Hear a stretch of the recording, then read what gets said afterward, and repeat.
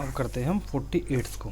48th question क्या देखो, what is x in the sequence 132 129 124 117 106 93 and x find करना है मुझे। तो ये 132 माइनस 3 कितना होगा 129, फिर 129 माइनस कितना 5 124 माइनस 7 117 माइनस 3 5 7 9 9 करेंगे 4 7 4 11 माइनस 11 कितना होगा 106। अच्छा 106 माइनस 13 93, तो 93 माइनस कितना करें जो यहाँ आएगा। अच्छा जी एक्स फाइंड करना ये वाला। ये देखो ये 3 है, ये 5 है, ये 7 है। अगर तुम ऑड के हिसाब से चलते 3 5 7 9 11 13 तो 15 आता है यहाँ पे, लेकिन 9 नहीं है यहाँ मेरा। यहाँ पे बीच में देखो 3 5 7 9 गायब है 11 है। तो अगर तुम इसको हटा दो यहाँ से और इसको हटा दो, अब इस सीक्वेंस को देखो एक बार क्या है।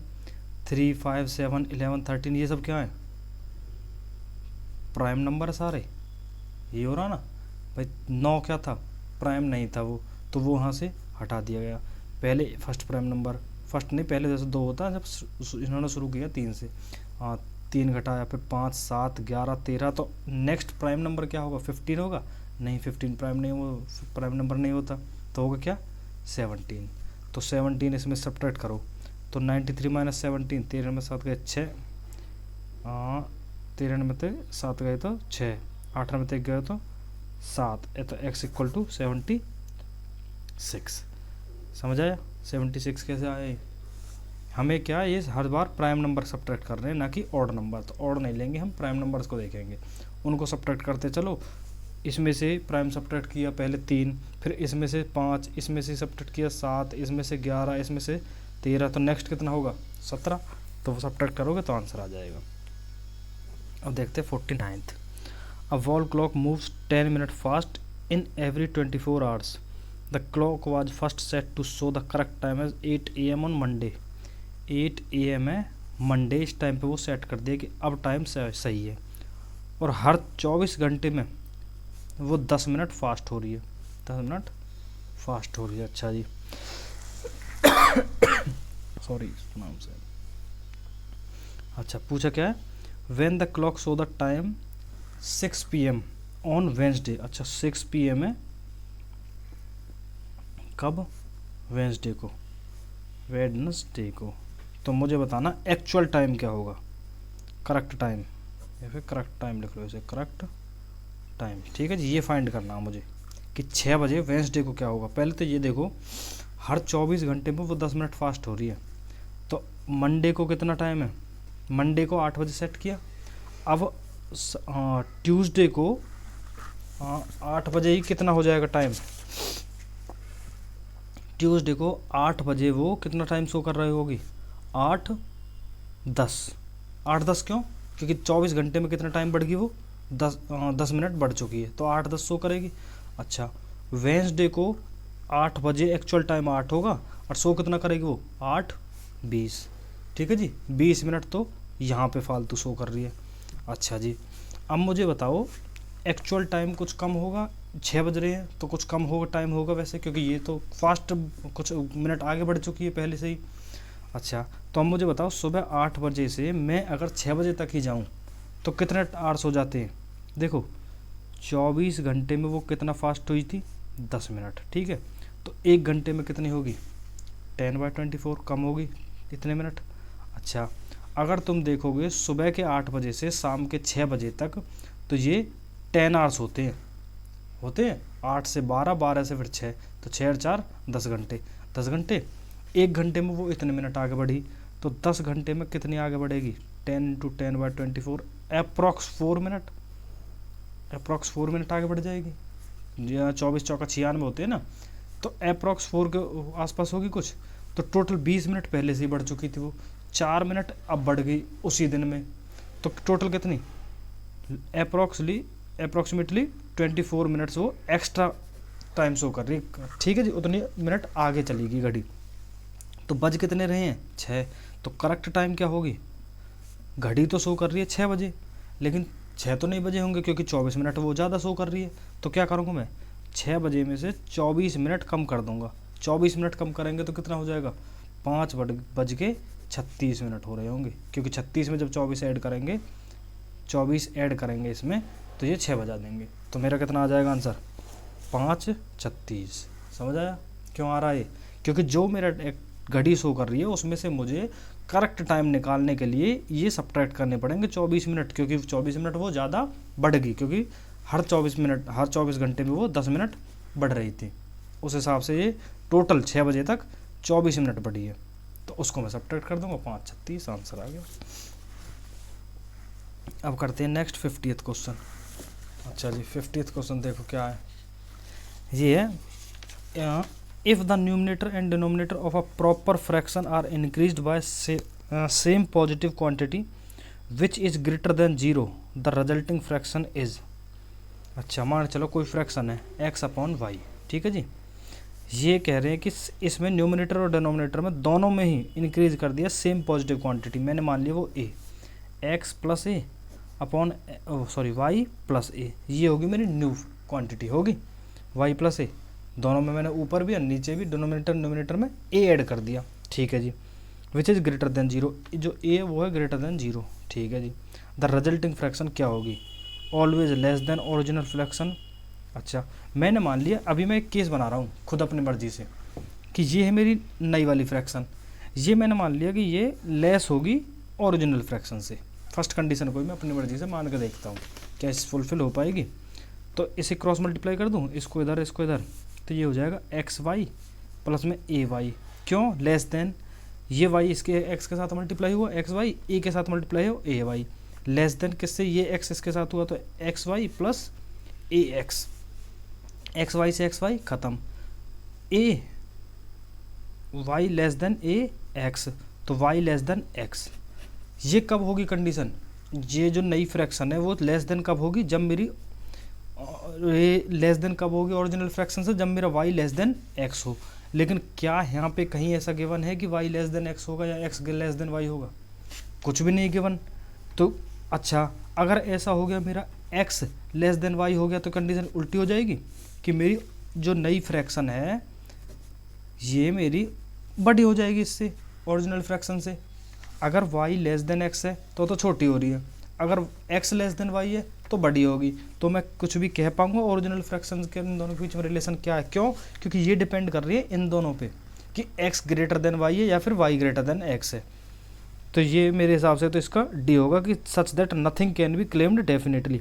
हालांकि कुछ बुक्स में या फिर इसी बुक में लोगे तो ये तो कह रहे हैं कि ग्रेटर देन होगी, greater than original fraction B, क्योंकि इन्होंने लगाया कंपोनेंट और डिविडेंड वाला मेथड, उसे भूल जाओ, वो मतलब यहाँ पे यूज़ नहीं होगा, कर सकते हैं लेकिन यार यहाँ पे मेरे हिसाब से तो ये केस बन रहे हैं कि अगर ये डिपेंड कर रहे हैं एक्स और वाई पे कि अगर एक्स बड़ा हो गया तो हो जाएगा ये लेस देन, अगर एक्स छोटा हो गया तो ये ग्रेटर देन। तो मेरे हिसाब से ऑप्शन डी आ जाएगा।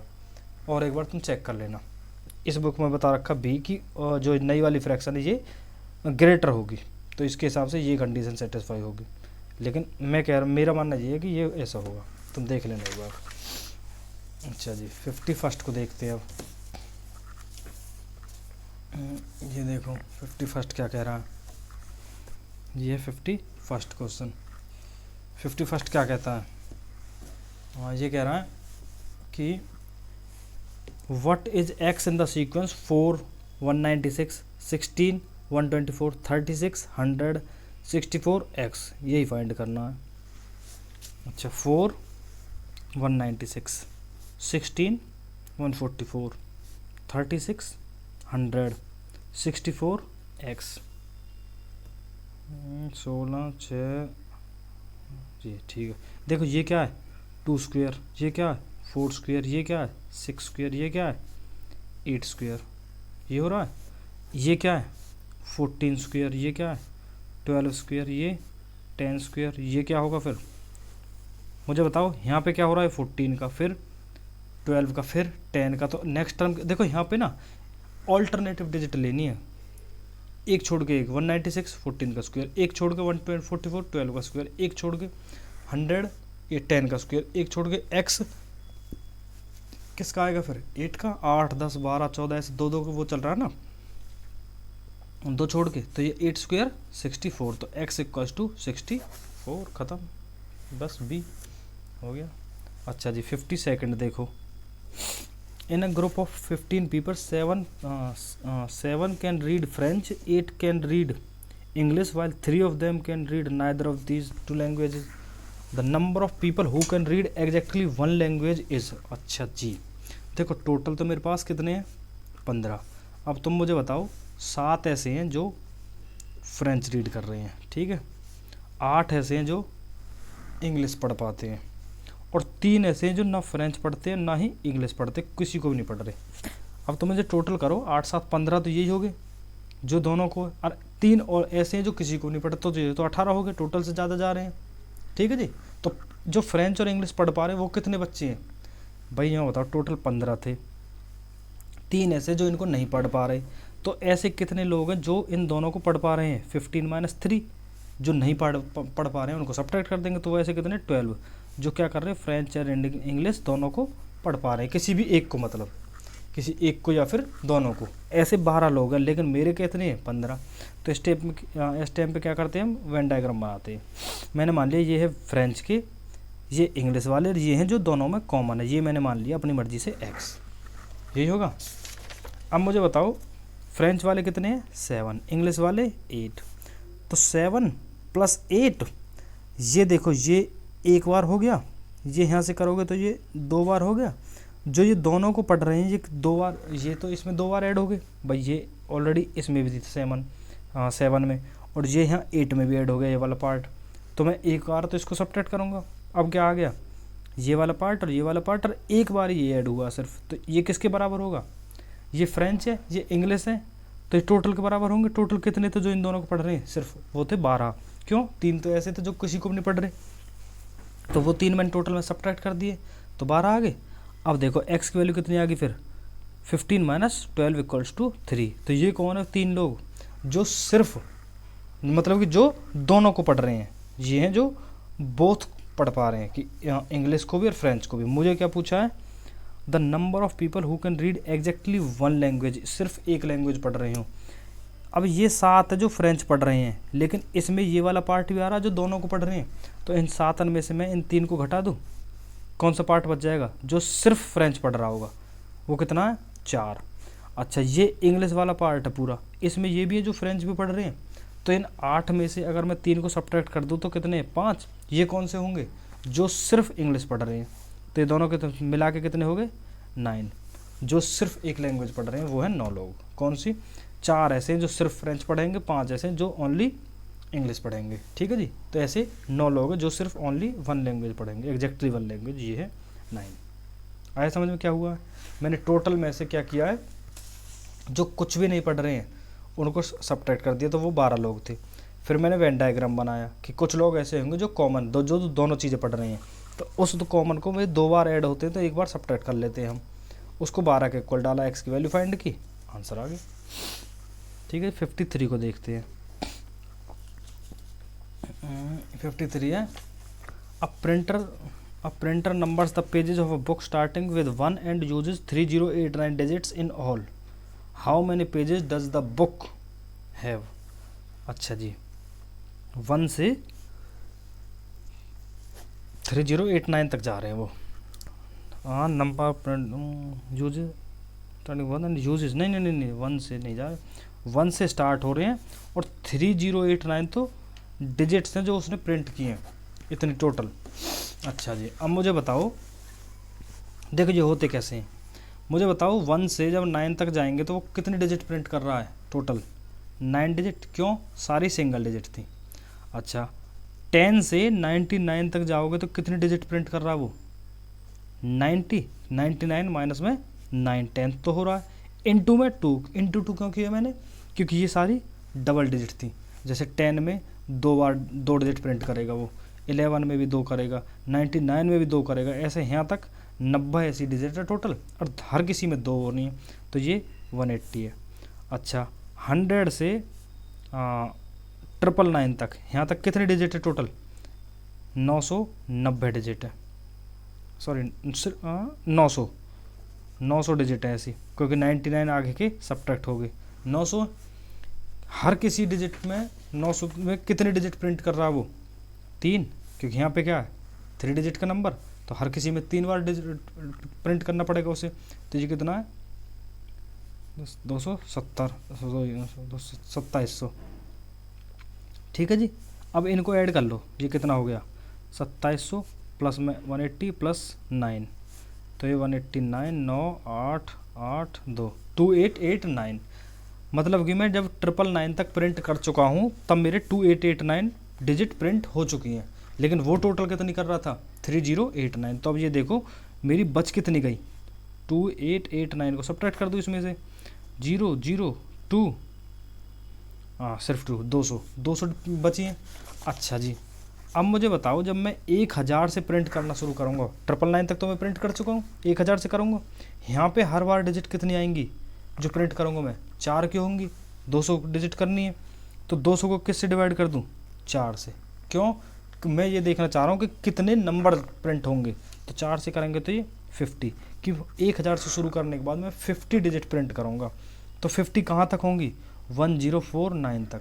1050 तक क्यों ना लिया मैंने? क्योंकि 1000 इसमें ऑलरेडी इंक्लूडेड था, तो यहाँ पे 1049 तक ही जाऊँगा बस मैं। समझ आया?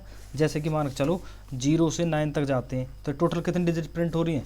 10, 9 नहीं है 10 है। क्यों? क्योंकि 0 भी इंक्लूडेड है।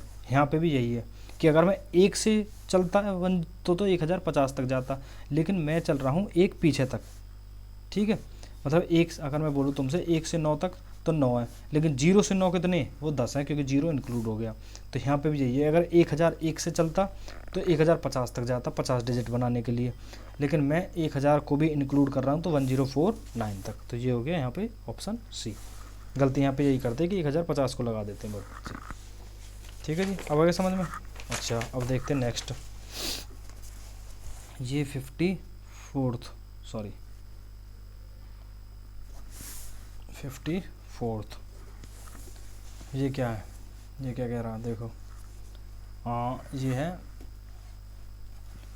सी। अच्छा ये तो यार सी, ये यार ये तुम खुद करो, ये खुद ही करोगे ज़्यादा ठीक है, इसमें कुछ करने को होता नहीं है, मैं बस आंसर बता दूंगा। ये हर किसी में लॉजिक अपने आप बनाना होता है, ज़्यादा करने प्रैक्टिस की चीज़ें हैं सब। जैसे ये सी डैश ए सी सी ए डैश ए डैश बी सी ए डैश बी, इसमें से क्या करते हैं वैसे ये बता दूं करते क्या है? मैं तो इनको ऑप्शन से ही चलता हूँ कि ऑप्शन में पुट कर करके देखो कोई वो बन पा रहा है। जैसे यहाँ पे मैं पुट कर दूँ ए, अगर मैं सी ए, नेक्स्ट में बी आएगा, उसके बाद फिर बी आएगा, फिर ए आएगा, कुछ पैटर्न बन रहा है c a c a b b c a b, कहाँ कुछ खास नहीं दिख रहा। अगर मैं बी पुट करूँ बी बी बी और बी, ये वाला सी वाला c b a c a b b c, कुछ पैटर्न नहीं बन रहा। अच्छा ये बी वाला देखो, सी यहाँ पे पुट किया, ये बी ये बी सी ए, हाँ c a b b c b, देखो पैटर्न बन रहा है सी ए सी। अच्छा यहाँ तक छोड़ो, फिर उसके बाद ए बी फिर यहाँ तक छोड़ो बी सी बी, क्या पैटर्न बना कि 2 डिजिट आगे के सेम, 2 पीछे के सेम, बीच में अलग, 2 डिजिट आगे के सेम, 2 पीछे के सेम, बीच में अलग, 2 आगे के सेम, 2 पीछे के सेम, बीच में अलग। ये पैटर्न बन रहा था यहाँ पे ऑप्शन बी। ये खुद से सोचना वैसे सॉरी। अब देखते हैं 55th को। A family has 2 children along with their parents. अच्छा 2 चिल्ड्रन है और parents. The average weight of children and there mother is 50। Mother C1 और C2 मान लो चिल्ड्रन को, ठीक है। इनका एवरेज वेट, अच्छा एवरेज का फॉर्मूला पता है ना? एवरेज क्या होता है? Sum of observation divided by number of observation, ठीक है जी, ये है। अच्छा एवरेज कितना गिवन है? 50। सम मुझे निकालना है, नंबर ऑफ ऑब्जर्वेशन कितनी है, wait of children and mother, children कितने थे 2 और एक मदर, तो कितना हो जाएगा ये 3। अच्छा तो सम कितना हो गया मदर का plus C1 plus C2 equals to 15 × 3 150। क्यों किया मल्टीप्लाई, इधर डिवाइड था तो उस दूसरी साइड में जाके मल्टीप्लाई होगा, समझ आया, इधर डिवाइड में था ये इधर जाके मल्टीप्लाई, तो ये आ गया ये वाली एक इक्वेशन मेरी। अच्छा उसके बाद क्या कह रहा है, average weight of children and their father, तो इसमें भी सेम फॉर्मूला, सम होगा father plus C1 plus C2 divide by 3 equals to 52, तो father plus C1 plus C2 equals to 3 से 156, ये होगी सेकंड इक्वेशन। ठीक है जी, ये समझ आया। एवरेज फिर से वही sum of observation divide by number of observation फिर से 3 है, क्योंकि फादर प्लस 2 बच्चे इक्वल टू 52 था। अच्छा जी, अब ये कह रहे हैं weight of father is 60, father 60 है, तो C1 plus T2 equals to 56, 156 minus 60, क्यों ये 60 यहाँ पे रखूँगा मैं, तो इधर प्लस था इधर जाके माइनस में, तो 6 15 में से 6 गए तो 9 96, C1 प्लस C2 कितना आ गया 96। What is the weight of mother का वेट फाइंड करना मुझे, C1 C2 96 आ गया, इसमें पुट कर दो, मदर प्लस C1 C2 की वैल्यू कितनी डाल दूँ 96 इक्वल्स टू 150, तो मदर कितनी होगी 150 माइनस 96, तो ये कितना हो जाएगा 54, तो मदर कितनी वेट है 54, ऑप्शन डी खत्म। अच्छा जी, अब 56 को देखो, suppose you have sufficient amount of rupees currency in their denomination 1, 10 and 50, in how many different ways can you पे अ बिल ऑफ 107 का बिल है, 1 का 10 का या 50 की करेंसी देनी है मुझे सिर्फ। ठीक है जी, अब मैं इनको मेरे पास कितने भी किसी भी तरीके से दे सकता हूँ, मुझे बताना कितने डिफरेंट वेज में देना है मुझे। देखो पहले तो मेरे पास पहला केस क्या है कि मैं सारे एक एक के सिक्के दे दूँ 107 तक, एक केस तो ये हो गया पहला सारे, ठीक है जी, सारे एक एक के सिक्के हैं। दूसरा केस ये होगा दो 50-50 के दे दिए और फिर मैंने एक एक के दे दिए 7 सिक्के, दूसरा केस ये हो गया, समझ आया, 2 50-50 के 100 हो गई और 7 सिक्के मैंने एक एक के दे दिए, ये हो गए जी, यहाँ तक ठीक है। अच्छा अब देखना अच्छे से, ये 2 केस हो गए, इन 2 को देखो अब। उसके बाद देखो, एक 50 का दिया, एक 10 का दिया, 60 हो गए, बाकी सब एक एक के, एक केस ये हो गया। एक 50 का दिया, 2 10 के दिए, बाकी सब एक एक के, एक ये हो गया। एक 50 का दिया, 3 10 के दिए, बाकी सब एक एक के। ये डिफरेंट केसेस बना रहा हूँ मैं, ये 4 हो गए, ये बाकी सब एक एक के। एक 50 का दिए, 5 10 10 के दिए, बाकी सब एक एक के। ये परमुटेशन कम्बिनेशन से हो जाते हैं, लेकिन वो अभी पूरा चैप्टर पढ़ाऊंगा मैं जब ही हो पाएगा।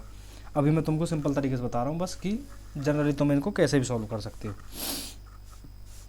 आ गया समझ में यहाँ तक? तो ये कितने हो गए टोटल, 1 2 3 4 5 केस ये हो गए मेरे पास, समझ आया कि 5 10 10 के, इससे ज़्यादा तो नहीं दे सकता, 6 तो 10 के दूंगा ही नहीं मैं भैया, तो मैं 1 10 का दे दूँ, 2 दे दूँ, 3 दे दूँ, 4 दे दूँ और 5 दे दूँ। 6 दूंगा तो वो 110 पे पहले ही पहुंच जाएगा, जो कि पॉसिबल नहीं है, हमें 107 ही अमाउंट देनी है। ठीक है, यहाँ तक ये हो गए। अच्छा तो मैंने अभी तक कौन कौन से केस कंप्लीट कर दिए, मैंने 1 की करेंसी से बना लिए, जब सारे यूज़ हो जाए। मैंने 50 के यूज़ कर लिया, 1 बार से भी और 2 बार से भी। अब बनाते हैं हम 10 के केस, तो 7 तो यही हो गए। अब देखो ऐसा हो सकता है 1 10 का हो, बाकी सब एक एक के। ठीक है, 50 का यूज़ से अब नोट में यूज़ नहीं करूँगा, क्यों नहीं करूँगा, क्योंकि 50 का मैं एक बार यूज़ कर चुका हूँ, अब मुझे सिर्फ 10 का बनाना है। तो 1 10 का ले लिया मैंने, फिर 2 10 के ले लिए, फिर 3 10 के ले लिए, फिर 4 10 के ले लिए, ऐसे ऐसे ही करते करते मैं 10 10 के ले लूँगा, 10 10 के, फिर एक एक के। तो ऐसे कितने केस बनेंगे टोटल, 1 10 का, 2 10 के, 3 10 के, 4 10 के, 5, ऐसे करते करते ये 10 केस ये हो गए। तो टोटल केस कितने बन गए, ये हो गए 10 और 5 15, 2 17 केस। आया समझ में क्या हुआ है? पहले एक केस था जहाँ एक एक के सिक्के ही दिए हूँ मैंने, एक था जहाँ 2 50-50 के और बाकी सब एक एक के। एक केस तब 1 50 का, 1 10 का, 1 50 का, 2 10 के, 1 50 का, 3 10 के, 1 50 का, 4 10 के, 1 50 का, 5 10 के। फिर मैंने यही केस बनाए 10 के नोट से, कि 10 का एक नोट लिया, बाकी सब एक एक के, 10 के 2 लिए, 10 के 3 4 ऐसे 10 तक लिए, तो ये टोटल केस कितने बनेंगे 10। तो इनको ऐड कर लिया, 10 2 5 और 2 17, टोटल केस कितने हो गए 17। ठीक है जी, ये हो गए मेरे 56 तक। अच्छा अब देखते 57 को।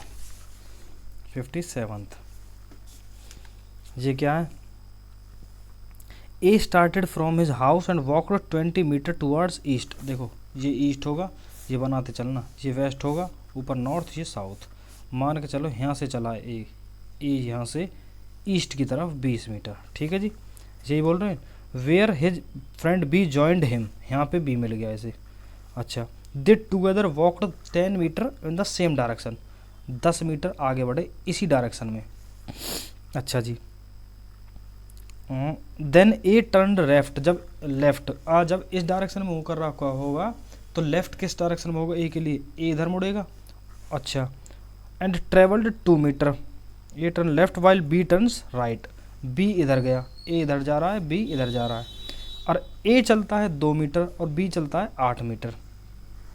ये यहीं पे लिखते हुए चलते हैं। अगेन बी टर्न लेफ्ट, जब इस डायरेक्शन में होगा तो बी का लेफ्ट कौन सा होगा, ये इधर गया। And travel 4 metre, B turn left to travel 4 metre followed by 5 metre to his right.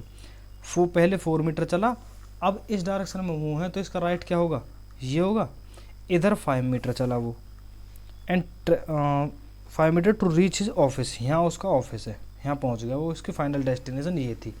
यहाँ से चला 10, फिर 8, फिर 4, फिर 5। अच्छा, ए इधर 2 मीटर चल ही चुका था। A turn right and travel 12 metre, यहाँ से इधर जा ही रहा था, 2 मीटर चलने के बाद वो राइट में राइट मुड़ा, इसका राइट कौन सा, ये इधर चलेगा वो 12 मीटर। ठीक है जी, यहाँ इसका ऑफिस है, ये है 12।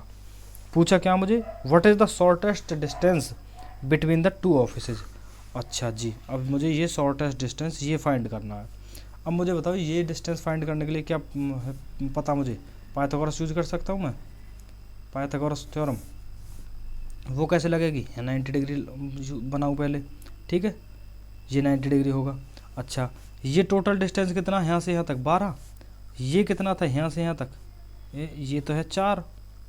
क्यों 4, क्योंकि ये यहाँ से यहाँ तक 4 था, सेम इतना ये होगा। तो ये यहाँ से यहाँ तक अंदर का डिस्टेंस कितना बच गया, ये इतना, ये हो गया 12 में से 4 गए तो 8। 12 यहाँ से यहाँ तक था, और यहाँ से यहाँ तक कितना है 4।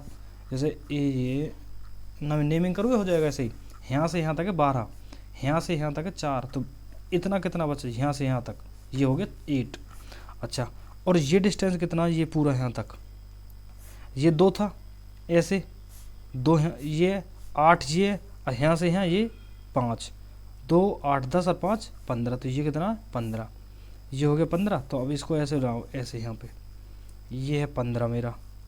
ठीक है जी, ये है मेरा 8। ठीक है, मुझे ये फाइंड करना है।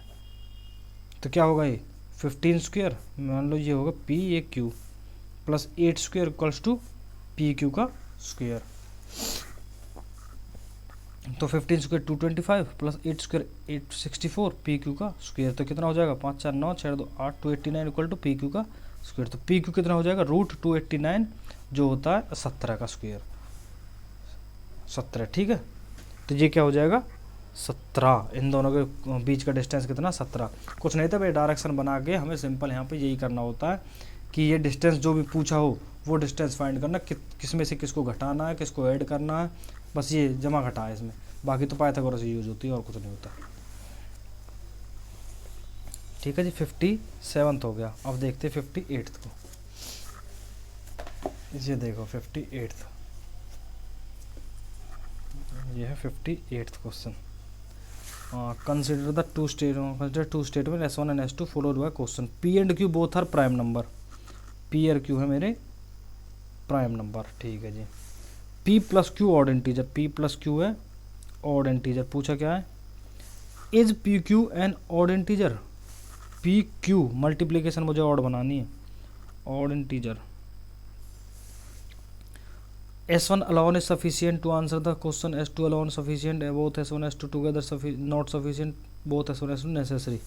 अच्छा, ये फाइंड करना। अच्छा, मुझे पहले बताओ P Q odd number, odd वो प्राइम नंबर है, तो मुझे बताओ प्राइम नंबर कौन कौन से होती है, 2 3 5 7 11, 13, 17 ऐसे चल रहे होंगे कुछ। एक तो ये है, इनमें से कोई भी दो नंबर लोगे उनका प्रोडक्ट करने पे ये मेरा ऑड इंटीजर आ सकता है। हाँ ऑड इंटीजर आ सकता है क्या। अब तुम मुझे ये बताओ, इनमें से कोई भी रैंडम कोई भी दो नंबर अपनी मर्जी से उठाओ, 3 और 5 ले लिया 15 आ गया, मल्टीप्लाई करने पे ऑड हो गया। 5 और 7 लिया 35 आ गया, ऑड हो गया, ठीक है।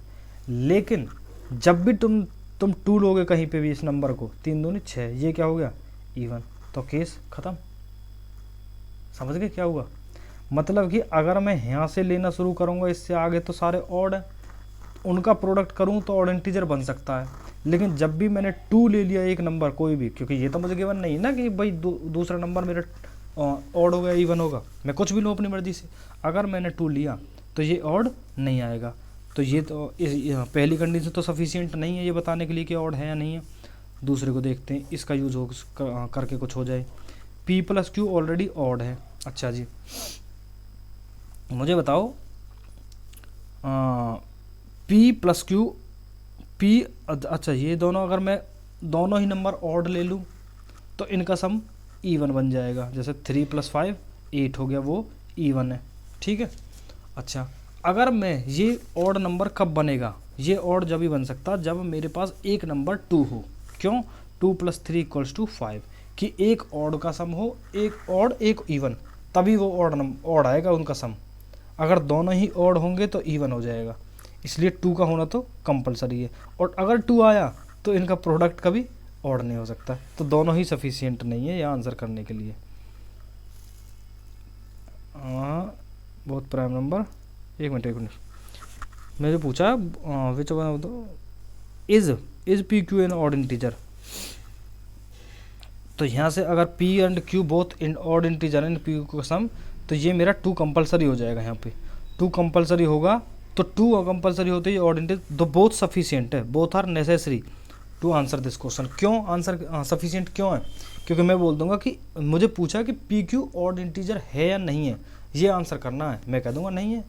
क्यों नहीं है, क्योंकि मेरा एक नंबर 2 होना कंपलसरी है इस वाली कंडीशन के हिसाब से। और अगर वो एक नंबर 2 होगा तो ये कभी भी ऑड नहीं आ सकता इनका प्रोडक्ट, क्योंकि उसमें 2 का मल्टीपल हो जाएगा वो, और 2 का मल्टीपल होते ही इवन हो जाएगा। समझ गए। तो ये दोनों ही नेसेसरी हैं। अब देखते हैं 59th वाले को। Which year has the same calendar as that of 2009। 2009 के हिसाब से विच सेम कैलेंडर। अच्छा मैंने मान लिया अपनी मर्जी में 1 जनवरी 2009 को क्या है, संडे है। अपनी मर्जी से मान लो कुछ भी। अब मुझे ये देखना कि 1 जनवरी को संडे कौन से ईयर में आएगा फिर से, क्योंकि उसी कैलेंडर को फॉलो करेगा वो फिर से। अच्छा 1 जनवरी 2010 को क्या होगा तुम बताओ। देखो हर साल होता क्या है, हर साल ये एक बढ़ जाता है। क्यों बढ़ जाता है, जैसे हर साल होते हैं 365 डेज, ये 7 से डिवाइड करते हैं तो 7 × 5 = 35, 7 × 2 = 14, एक रिमाइंडर बचता है। एक रिमाइंडर बचता है तो वो एक इसमें ऐड हो जाएगा, तो अगली साल क्या होगा, मंडे होगा। लेकिन ये तब होता है जब यहाँ पे 365 डेज हो। अगर 366 डेज हो जाए, जैसे कि लीप ईयर आ जाए, तो केस अलग हो जाएगा, वहाँ पे 2 बढ़ेंगे क्योंकि रिमाइंडर 2 आएगा। समझ गए। तो अच्छा अब 1 जनवरी 2011 को क्या होगा, ट्यूसडे होगा। हर साल एक बढ़ रहे हैं हम। 1 जनवरी 2012 को क्या होगा, वेंसडे ही होगा। अच्छा जी अब 1 जनवरी 2013 को बताओ मुझे। 2013 1 जनवरी की बात हो रही है। अब यहाँ बताओ 2012 जो था वो क्या था, एक लीप ईयर था। इसमें जनवरी के बाद फरवरी भी आएगी, फरवरी में एक दिन बढ़ेगा, तो यहाँ से वेनसडे के बाद लीप ईयर में कितने डेज ऐड करते हैं हम, 2 डेज। तो ये वेनसडे के बाद थर्सडे और आएगा फ्राइडे। क्यों, क्योंकि एक लीप ईयर वाला दिन बढ़ गया, तो फ्राइडे हो गया 1 जनवरी को। अच्छा 1 जनवरी 2014 को क्या होगा, फिर फ्राइडे के बाद सैटरडे। और 1 जनवरी 2015 को क्या होगा, फिर से संडे आ जाएगा, एक दिन बढ़ गया। तो 2009 को क्या था, संडे। 2015 में 1 जनवरी क्या हो गया, फिर से संडे। तो ये कैलेंडर दोनों आपस में क्या करेंगे, सेम चलेंगे।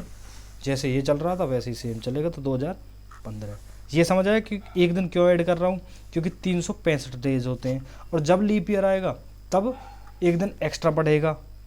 तो रिमाइंडर कितना आता, 7 से डिवाइड करने पे 2 आएगा। तो इसलिए यहाँ पे 2 ऐड किए मैंने, समझ गए।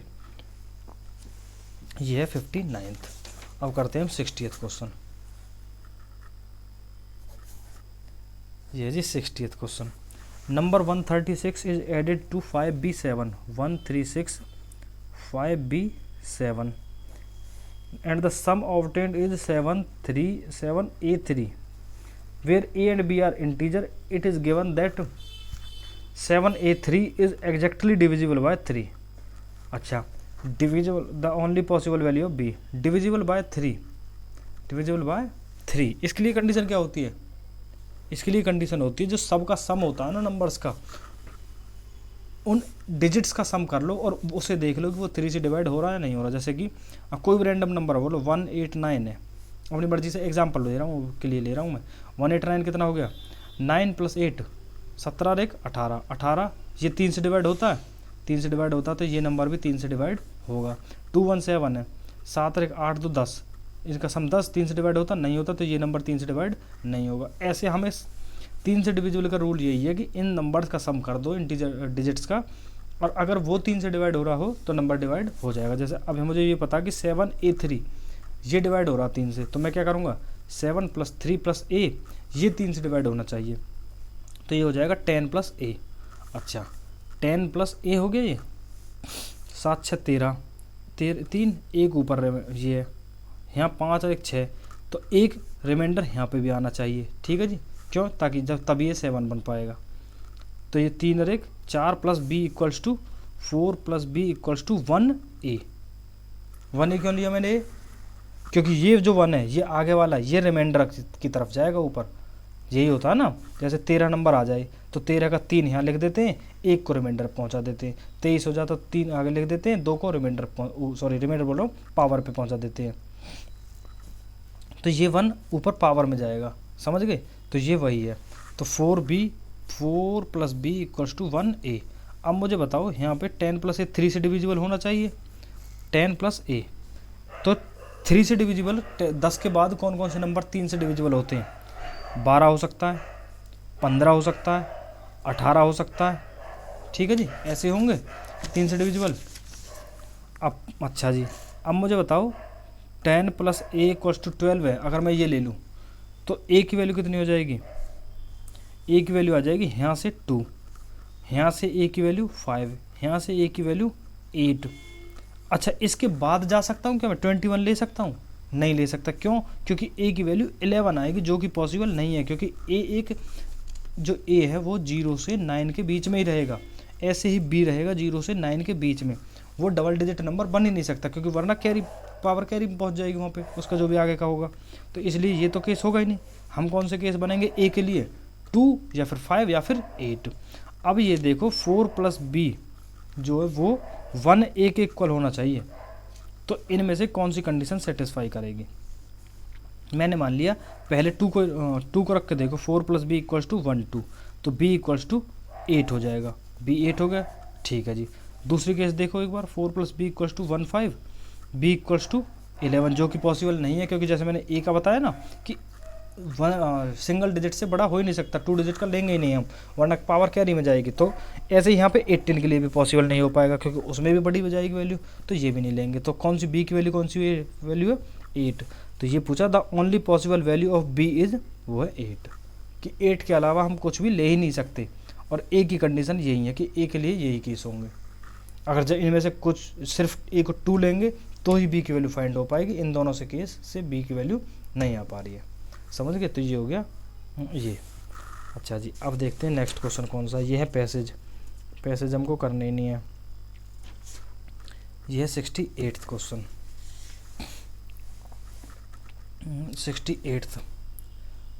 अच्छा जी, if every alternative letter of English alphabet from b onwards is written in lower case and remaining letters are capitalized, then b is the how is the first month of the second half of the year written?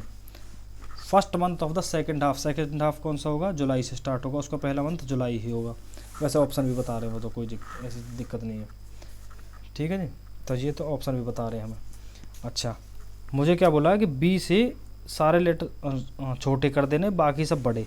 B छोटा होगा सी बड़ा, D छोटा होगा ई बड़ा, F छोटा होगा जी बड़ा, H छोटा आई बड़ा, जे छोटा होगा के बड़ा, एल छोटा होगा एल एम बड़ा। ऐसे मुझे लिख लेने हैं। करना क्या मुझे, ए बी सी यहाँ से एक छोटा एक बड़ा, एक छोटा एक बड़ा, एक छोटा एक बड़ा, हाँ इस यही बोला है इन्होंने। तो ये तुमको खुद से आगे तक लिखने पड़ेंगे। जैसे यहाँ पे जी छोटा हो गया, तो इसमें से देखो जे छोटा कौन कौन से, तीन के ये से। एल छोटा किस में आया, जे यू, एल कौन किस में छोटा, इन दोनों में छोटा। तो अब देखना मुझे यू तो दोनों में बड़ा, या फिर तुम लिख ही लो एम एन छोटा ओ बड़ा, J K L M N O, P Q R S T U V W X Y ये जेड। अब मुझे बताओ जुलाई के लिए जे छोटा ये रहा, यू बड़ा ये रहा, एल छोटा ये रहा, वाई बड़ा ये रहा। ये देख लो ऑप्शन कहाँ पे, j u l y, option d, खत्म। बस यही करना था यहाँ पे कि एक छोटा कर देना, एक बड़ा, एक छोटा एक बड़ा, एक छोटा एक बड़ा, ऐसे करते पूरी चीज़ लिख लो तुम, ऑप्शन हो गया खत्म। 69th। अच्छा जी, ये कह रहे हैं Sunita cuts a sheet of paper into 3 pieces, length of the first piece is equal to the average of 3 single digits, 3 single digit odd prime number, average of 3 single digit odd prime number. अच्छा odd prime देखो, odd single digit का prime number कौन कौन से, 2 3 5 7 और यही है बस सिंगल डिजिट के। तो लेकिन इन्होंने बोला कि ऑड प्राइम नंबर, ऑड कौन से होंगे, फिर इसको हटा दो क्योंकि ये तो इवन है। तो ये कौन कौन से होंगे, ए। तो फर्स्ट पीस की लेंथ कितनी है, वो है 3 + 5 + 7 / 3। ये क्यों किया मैंने, क्योंकि उसने कहा कि equal to the average of 3 single digit, average निकालनी है। तो एवरेज का क्या फॉर्मूला है, सम तीनों का divide by number of observation 3। तो ये कितना हो जाएगा, 7 3 10 5 15/3 = 5। तो फर्स्ट पीस की लेंथ कितनी होगी मेरी, 5। ठीक है जी। अच्छा जी, अब क्या पूछा है, length of the second piece की जो होगी वो क्या है, is equal to that of first + 1/3 length of the third, first + 1/3 of third की लेंथ। ये थर्ड की लेंथ मुझे नहीं पता अभी कितनी है, तो मैंने ऐसे ही लिख दिया थर्ड की लेंथ। ये होगी ये 5th + 1/3 ऑफ थर्ड की लेंथ। अच्छा थर्ड पीस की लेंथ कितनी है, third piece is as long as the other 2 pieces together. शाबाश। थर्ड पीस जो है वो है, third piece equals to third piece is as long as other 2 pieces together, first piece plus second piece. तो first piece कितना है 5 plus second कितना था 5 + 1/3 ऑफ थर्ड। यही बनी, समझ आए क्या लिखा है। देखो नेक्स्ट पेज पे लिखता हूँ मैंने, तुम एक काम करो, थर्ड को मान लो x, तो x = 5 + 5 + 1/3 ऑफ x। ये लिख रहा था मैं वहाँ पे, थर्ड x है, x = 5 + 5 + 1/3 ऑफ थर्ड x लिया मैंने, तो वो ये रहा 5 + 5 + 1/3 x। ये इधर ले जाऊँ, x - 1/3x = 10। इसमें से एलसीएम लिख करोगे तो 3x - x/3 = 10। तो 2x = 3 × 10, x कितना हो जाएगा 3 × 10/2 = 15। x की वैल्यू 15 आ गई। तो ये क्या हो गया, x क्या था, ये हो गया थर्ड पीस की लेंथ, वो कितनी आ गई 15। फर्स्ट पीस की कितनी थी मेरी 5। सेकंड पीस की क्या है, सेकंड पीस की थी क्या थी, सेकंड पीस की यहाँ से 5 + 1/3 ऑफ थर्ड, 5 + 1/3 ऑफ थर्ड कितनी है 15। तो ये कितनी होगी 5 × 5 = 10 10। एक की 5 है, एक की 10 है, एक की 15। तो पूछा क्या, length of the original seat. Original seat की क्या होगी, तीनों का सम, क्योंकि ओरिजिनल सीट उसी में से तो काट रहे हैं हम तीनों टुकड़े को। तो ओरिजिनल सीट कितनी होगी 5 + 10 + 15 = 30। तो ऑप्शन डी। समझ गए क्या हुआ। तो 70th देखते हैं। In the sequence 1 5 7 3 5 7 4 3 5 7 how many such 5s are there which are not immediately preceded by 3 but are immediately followed by 7। अच्छा जी, which are not immediately preceded by 3। मुझे ऐसे 5 देखने जिनसे पहले 3 नहीं आ रहा हो और but are immediately followed by 7, बाद में 7 जरूर आ रहा हो। बस ये तो सिंपल छोटी सी सीरीज़ है, बस देख लो इसमें से 5 को देखो, ये 5 है, ये 5 है, ये 5 है, 3 ही 5 आ रहे हैं मेरे पास। इस 5 में इससे पहले क्या है 1, तो 3 तो नहीं आ रहा। मेरी कंडीशन क्या थी कि पहले 3 ना आ रहा हो, बाद में 7 हो पर, तो ये तो होगी सेटिस्फाई, ये हो रही है। दूसरे वाले 5 को देखो, इसमें पहले 3 आ गया, ये ख़त्म। इस वाले 5 में पहले 3 आ गया, ये ख़त्म। तो ऐसे कितने 5 है जिसमें सिर्फ आप उससे पहले 3 नहीं आ रहा हो लेकिन बाद में 7 आ रहा हो, तो वो सिर्फ यही वाला। तो ये ऑप्शन ए, एक ही ऐसा 5 है सिर्फ, समझ गए? सॉरी। अब देखते हैं 71 को। A joint family consists of 7 members A, B, C, D, E, F, G with 3 females. G is the widow and sister-in-law of D's father. The widow G, D's father, D का father है F, इसकी भाभी है sister-in-law, वो है G। ये एक window है तो ये होगी, ये फादर है तो ये एक मेल है, ये फीमेल है, ये इसकी भाभी है, ये इसका सन है, नहीं सन है या डॉटर है ये नहीं पता अभी। डी इज़ फादर, हाँ। B and D are sibling, तो बी एंड डी सिबलिंग है तो बी भी एफ का ही होगा, ठीक है जी। A is the daughter of B, A इसकी डॉटर है तो ये भी डॉटर होगी, ठीक है जी, ये डॉटर है तो ये फीमेल है। मेरे पास क्या पता था मुझे 3 फीमेल है, एक फीमेल ये होगी, एक ये होगी, इन दोनों में से कौन है पता नहीं अभी। Who is C is cousin of B, C जो है वो बी की कज़न है, यहाँ तो आ नहीं सकती, ये इसकी डॉटर है, इसके साथ कोई रिलेशन नहीं होगा, ये सी फिर इसकी होगी, ठीक है जी। इसके बच्चे होगा कोई सी, ये इसका कज़न होगी, क्यों? इसके पापा की भाभी है, मतलब इसकी अंकल होगा, ये आंटी, अंकल आंटी कुछ आंटी होगी, आंटी के बच्चे जिसके क्या होंगे कज़न ही होंगे ना, तो सी इसके हो गए, ठीक है जी, ये कज़न हो गया। ई के बारे में तो कुछ भी ना गिवन, ये फीमेल है, ये फीमेल है, 2 फीमेल है, ई कोई फीमेल है या मेल है पता नहीं अभी। अच्छा अब पूछा क्या है, हाँ ये है ई कौन है, ई वाइफ ऑफ एफ हो सकती है, वाइफ ऑफ एफ। देखो इसका तो कोई हस्बैंड है नहीं, ये तो विडो है तो इसकी तो होगी नहीं, इससे तो कोई रिलेशन नहीं है ई का। अब या तो ई इसकी वाइफ हो, ये मेल था, या तो ई इसकी वाइफ होगी, इन दोनों के बच्चे हैं ये दोनों, या फिर ई ऐसा भी तो हो सकता है इसकी वाइफ हो। दोनों ही केस बन रहे हैं ना कि भाई इसकी वाइफ हुई तभी तो इसकी डॉटर होगी कोई ए, क्योंकि ए किसकी, इसकी डॉटर थी। तो अगर एफ की वाइफ हुई, ठीक है जी, ग्रैंड मदर ऑफ ए, अगर एफ की वाइफ हुई तो ए की ग्रैंड मदर भी होगी, क्यों? इसकी माँ के माँ होगी, तो ये इसकी ग्रैंड मदर भी हो सकती है। आंट ऑफ सी, सी की आंट होगी, सी की आंट भी हो सकती है क्योंकि इसके फादर की, इसके फादर के भाई की, हाँ ये आंट हो जाएगी इस रिलेशन से भी। तो ये तीनों कंडीशन देखो यहाँ पे क्या इशू हो रहा है, ये तीनों ही केस बन जाएंगे, लेकिन कब बनेंगे? अगर ये एफ इसकी वाइफ हुई तो। लेकिन यार इसमें कहीं भी ऐसा गिवन नहीं है कि वो बी से इसका कोई रिलेशन नहीं होगा, ऐसा कुछ है? या joint family consist 7 member A B C D E F G with 3 females, एक फीमेल 2 फीमेल, तीसरी ये होगी। अच्छा B G is widow and sister in law of D is father, D के फादर की सिस्टर इन लॉ ये है, ठीक है जी, father F. B and D are sibling and A is daughter of B, A is daughter of B, C is cousin of B, ये भी ठीक है। यार देखो ये कंडीशन तभी सेटिस्फाई होगी जब एफ की वाइफ हो ई, लेकिन अगर एफ की वाइफ की जगह वो ई की बी की वाइफ हो गई तो ये सारी कंडीशन फेल हो जाएंगी। तो यहाँ पे और वैसे तो ऑप्शन डी है, लेकिन ये क्वेश्चन गलत भी हो सकता है, मतलब क्वेश्चन में ही कुछ वो दिक्कत भी हो सकती है। क्यों? क्योंकि अगर मैं ये मान लूँ कि बी ई की, अगर देखो ये यहाँ पे क्या है, ये अगर तुम ऑप्शंस के हिसाब से लेके चल बनाओगे केस तो ये कंडीशन सेटिस्फाई होंगे तीनों, लेकिन यहाँ पे ये कहीं भी नहीं गिवन क्वेश्चन में कि ये इसका बी के साथ कोई रिलेशन नहीं है, कि हो सकता है ये बी की वाइफ हो। अगर बी की वाइफ हुई तो ये सारी कंडीशन फेल हो जाएंगी।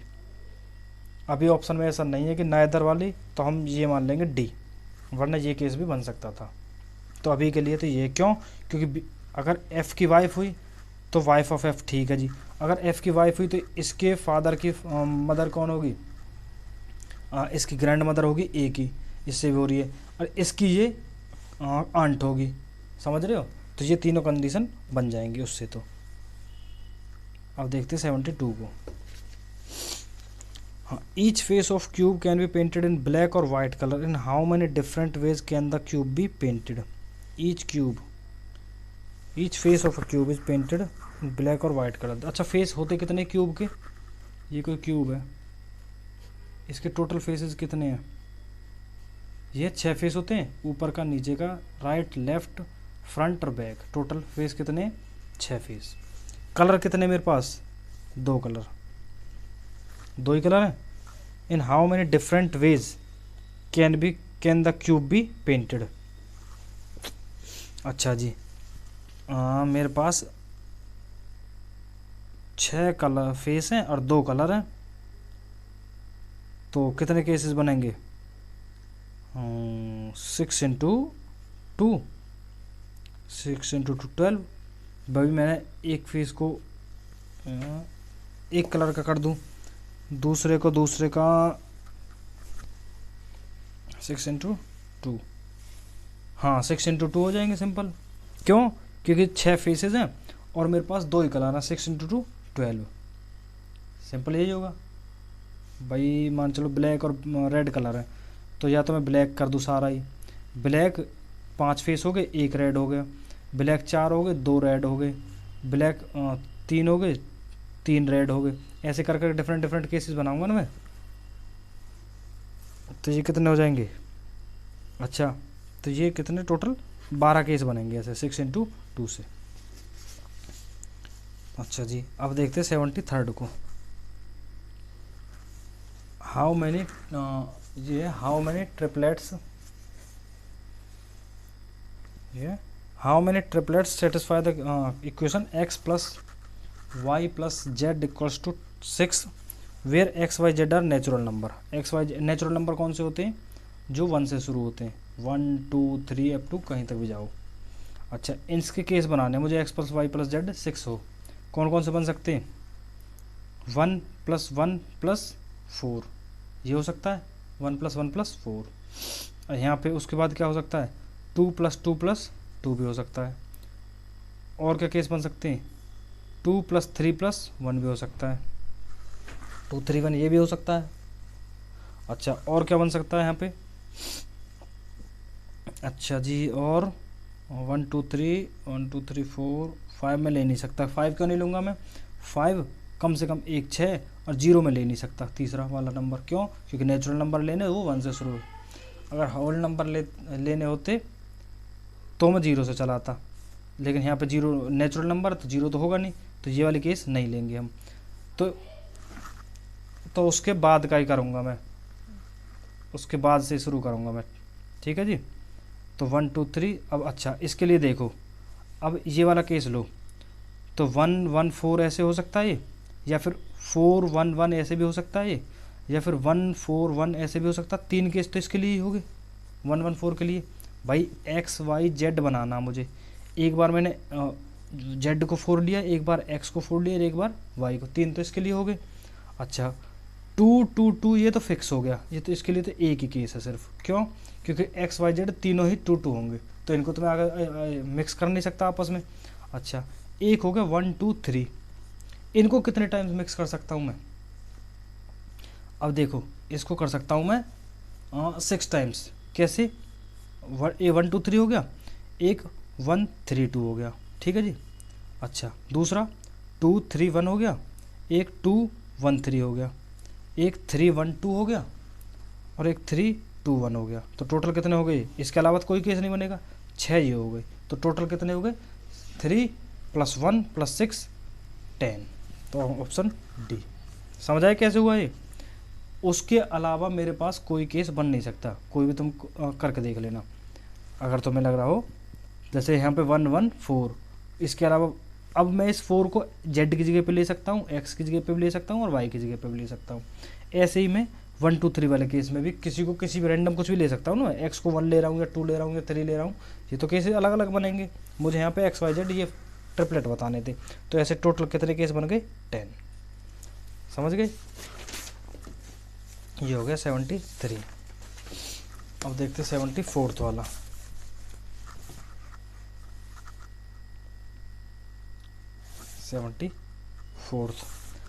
If dollar means divide at the rate mean multiplied has means minus then the value of this. अरे यार 10 हैज़ का मतलब क्या है माइनस, 5 एट द रेट का मतलब क्या मल्टीप्लाई, 1 डॉलर का मतलब क्या है डिवाइड बाय 5।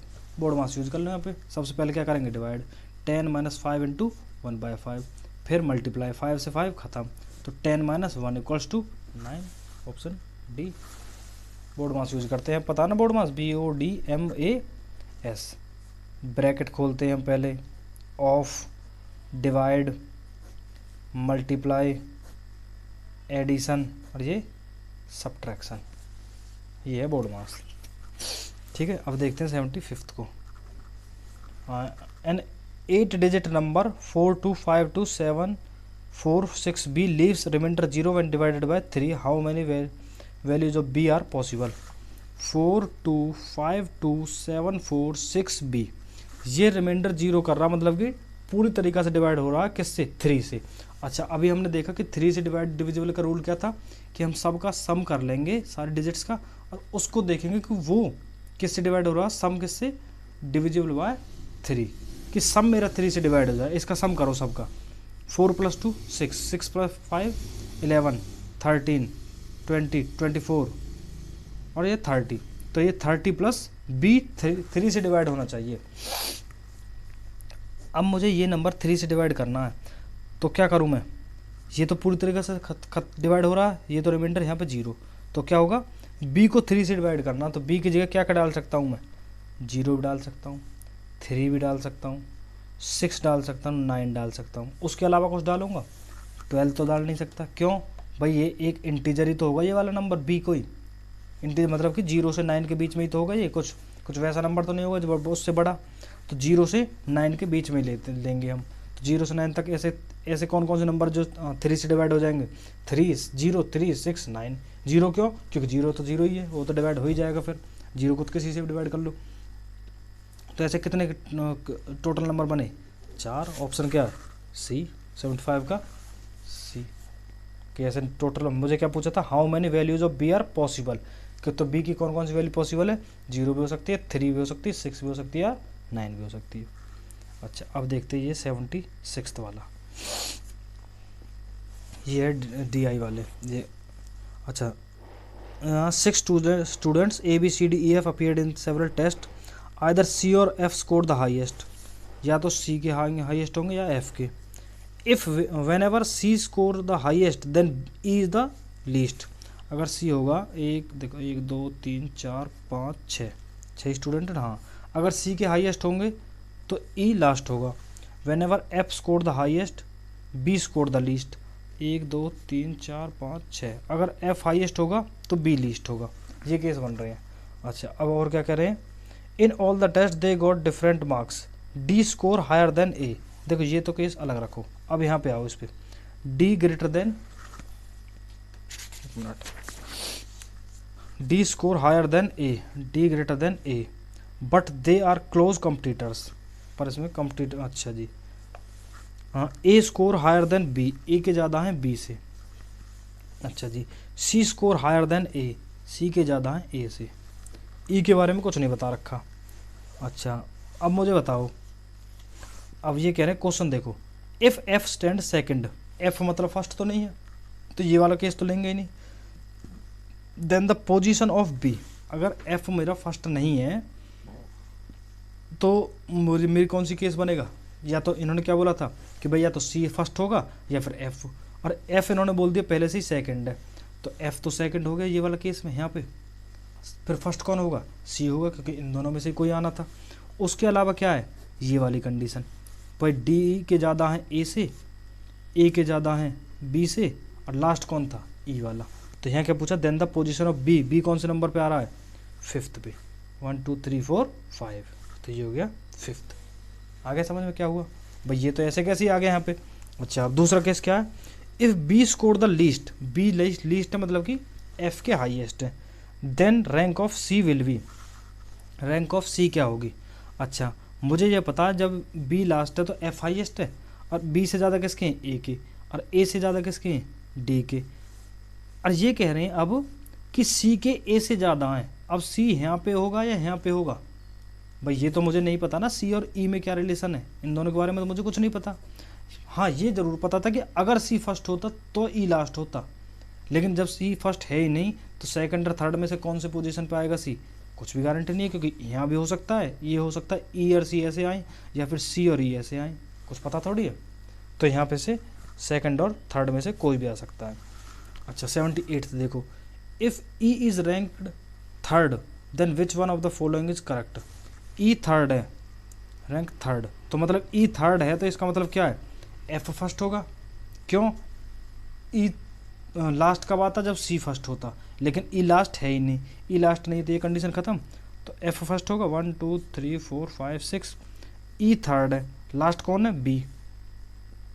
अच्छा जी, अब उसके बाद क्या कंडीशन है मेरे पास, ये वाली मुझे पता ही है कि D greater than D A, तो सी कहाँ पे होगा, यहाँ पे होगा।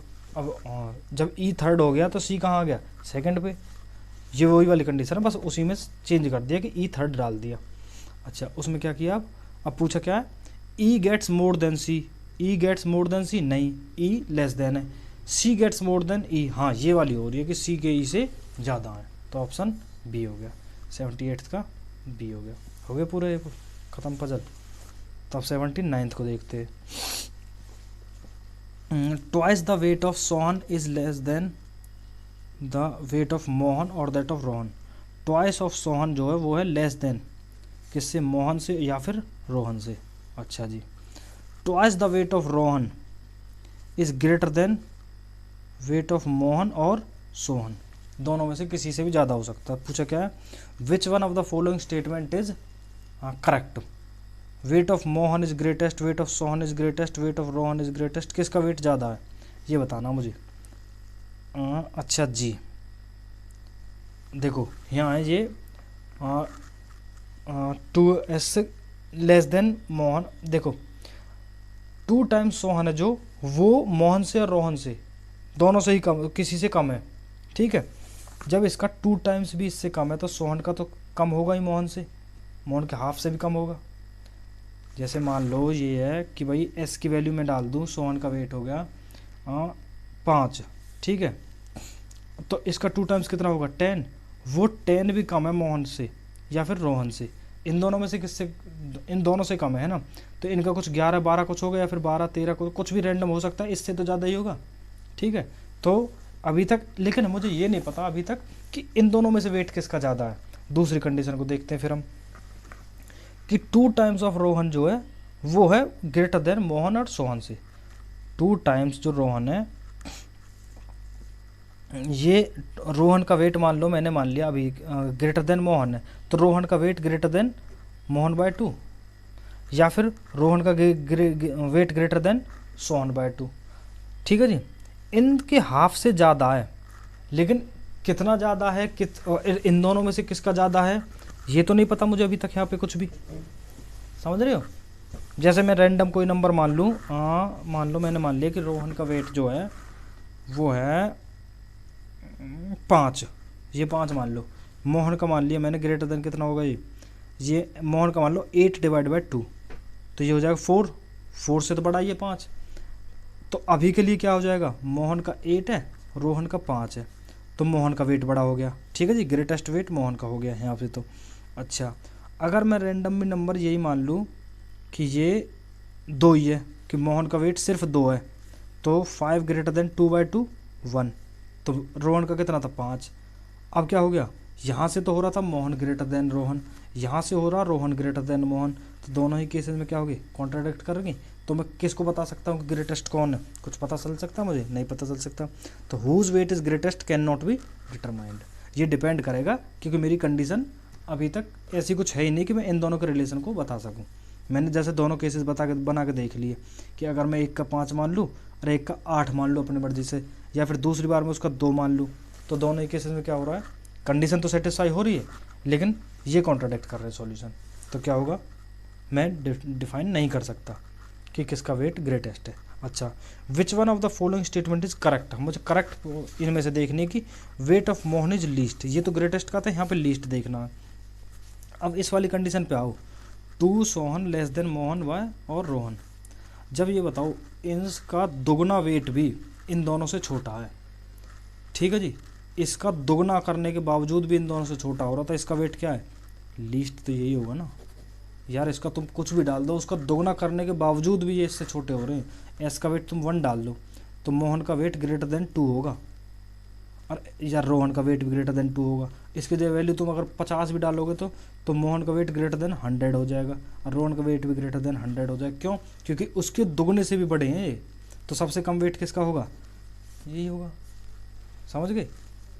तो ये हो जाएगा wait of Sohan is least, तो सोहन का सबसे कम है, सबसे ज़्यादा किसका ये नहीं पता। जैसे इसी वाली कंडीशन में मोहन का वेट 100 से ज़्यादा, रोहन का भी ज़्यादा है, लेकिन इन दोनों में से कौन ज़्यादा है कुछ पता है मुझे, कुछ नहीं पता, ये वाली कंडीशन भी नहीं बता पा रही है ये चीज़।